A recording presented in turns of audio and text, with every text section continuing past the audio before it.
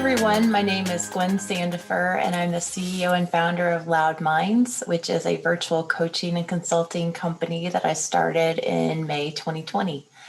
I'm here today with session 2 to talk to you a little bit about my experience with brainstorming. And the question I've been asked is, have I ever used brainstorming and has it been helpful? And I would say absolutely yes. I use brainstorming all the time in creating my business. I also used brainstorming all the time when I was a healthcare executive and when I was a strategic planner. And I'll tell you why. A lot of people, when they are around you, don't necessarily feel like they have the power to give their input. They might be very quiet, or they might be afraid to look silly, to put out an idea that other people might laugh at or think may not work. And what I find is that we all come into a business or we all come into work and we only know how things work from our perspective and we only have our own experience.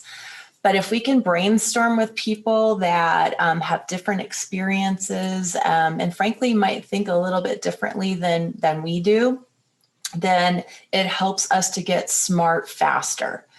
And that's what we all want. We all want to get as smart as we can, as fast as we possibly can. I would tell you that when you're around people and you really want to brainstorm, what you can do to make it even more successful than you can generally is to be very clear at the beginning of the session that this is a brainstorming session and there's no silly idea. We want every idea. And what I find is that once you get people started and they know that you're not going to laugh at their idea and you're not going to allow anyone to say that's a dumb idea, then people's ideas build on each other. And it's almost like a exponential math equation where 1 + 1 is more than 2. And people get excited and it's just really pretty fun, actually. And it may only be one idea out of 100 that you get in a brainstorming session that you want to take and try, and that's fine. That's one idea that you had after the brainstorming session that you didn't have when you started it. I would also tell you that one tip that I learned over the years is that sometimes you can use a word like undiscussable and just start your brainstorming session with tell me something that you haven't told anyone else that bothers you about a product or bothers you about a business, to try to help people think of if they could change something, what would it be?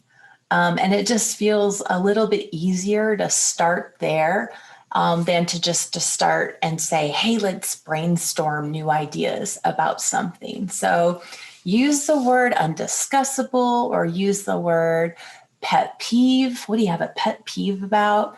Or what can't you stand about something that you have to do today, or a business or a product that you use today. And that will help people think about a problem that exists that we probably don't talk about because we're just used to it.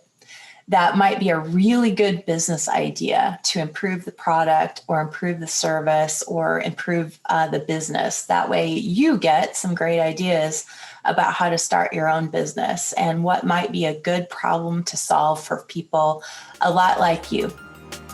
I hope you gained some tips and tricks out of session 2, and I'll see you again soon.